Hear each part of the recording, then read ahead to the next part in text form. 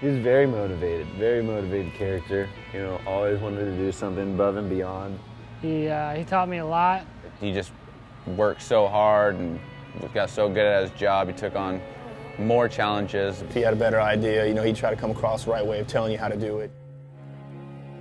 Drew was always there to get any job done. He could do anything in the shop. There was nothing that he couldn't do. From what I can remember and talk to him about and everything, he started out on dirt bikes and back in Cali he worked in some shops. And then going to Bourget after that and being an MMI graduate, he had a pretty good all-around outlook on all this stuff. He was a leader in the shop that way, and that no matter what we were doing, Drew was in. And as we grew as a shop, Drew grew, and you know, he and I became very close, and Drew came to me 2 or 3 times and said, "Christian, can you give me more?" You know, he really caught on real fast, and you know, he knew all the same steps we were doing. He had already done, and it's, you know, nothing new to him. See what we can make to make an exhaust pipe work for that thing. Right now getting the seat pan formed here. We want to get the edges to curve up. He really graduated from dirt bikes and just loved the extreme aspects of it. You know, being out having a campfire, just hanging around with your friends and your buddies. And then he kind of involved his skills into the Harley-Davidson world and tried to advance his career and did a great job at it. Drew started after me about 3-4 months. I was fresh out of school. Drew had a lot of more years than I did. He taught me a lot. Taught me how to do big tires. He came from Bourget's. And I do a lot of the fat tire bikes over there, so he taught me a couple tricks with that. Me and Dale both had the privilege to spend majority of the time with Drew, getting, you know, bouncing ideas off of each other when we had a custom bike come in, or if we had a problem with something, if something just wasn't working right, we'd bounce ideas off of each other, and you know, it'd always end up good, no matter what the outcome of our little talk was. Everything ended up great, you know, with Drew. You know, we gotta get the wheel back far, chain tight, so we know where it's gonna sit. So next step would be getting the fender on there. Want to make sure that the wheel's gonna sit where it's gonna sit with everything bolted on, so we can get that fender as tight. I think that's why I was gonna say something about that, because that would look a lot better doing the copper. It's definitely a team effort, you know. If somebody didn't understand something, you could always go to Drew and talk to him about it. He was willing to definitely give his opinion and help out anyway, as well as listen to your ideas. Drew loved motorcycles of all kinds. You know, he liked riding motocross, he liked building street bikes, he liked everything. And I think it was definitely what he was destined to do, because it's what he was best at. Yeah, so we had the Love-Hate project, and Drew was pretty much in charge of the, you know, Ami's part of the project, and Ami flew down and they met. They kind of have the same lifestyle. They kind of, you know, all into tattoos and rockabilly style, and they hit it off pretty good, and they kind of threw ideas off each other. Ami sketched some stuff, and you know, the bike came out incredible.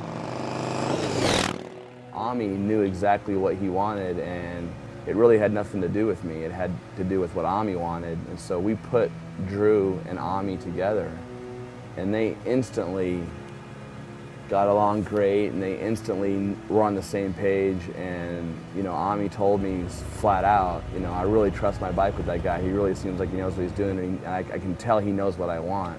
Him and Drew worked hard on Love-Hate bikes. He did wiring. Drew would wrench. They worked together. They're funny. It was cool.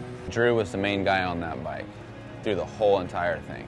Drew and Ami designed the whole entire thing, you know, right here in our shop at his toolbox.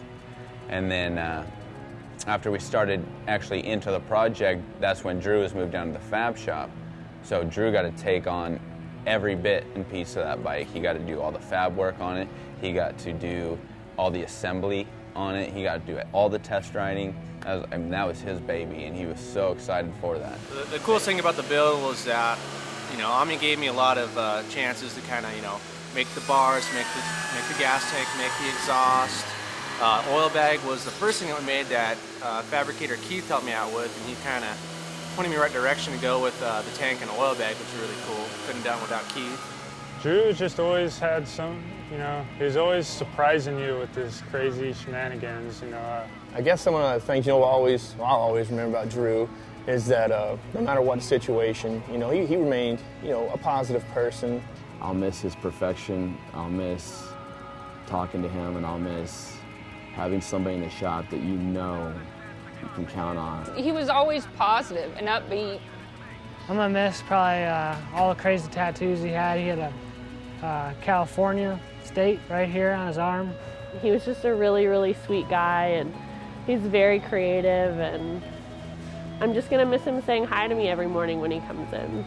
So from the family at Sucker Punch Sally's, which Drew was a huge part of, we will miss you, Drew. The Sucker Punch family is dearly gonna miss Andrew Roden. I remember Drew, cool dude. Guy definitely liked practical joking and goofing in the shop. And well, I'm definitely going to be missing cruising PCH and an old 69 Impala going to Ink and Iron. It's definitely hard to find just another good spirit, trying to keep everything cool in the shop.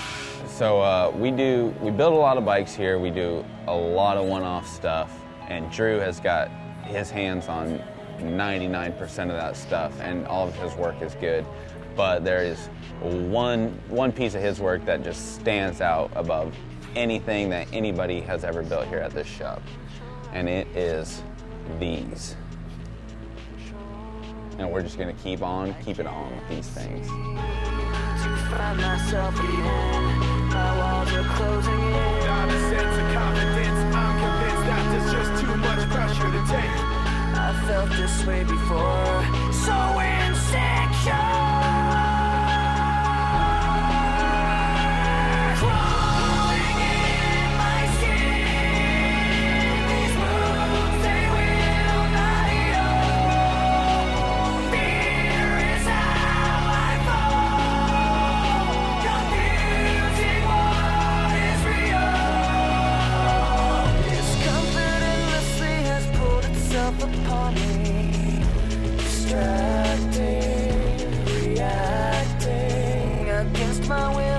Beside my own reflection, it's haunting how I can't seem to find myself again. My walls are closing in. Without a sense of confidence, I'm convinced that there's just too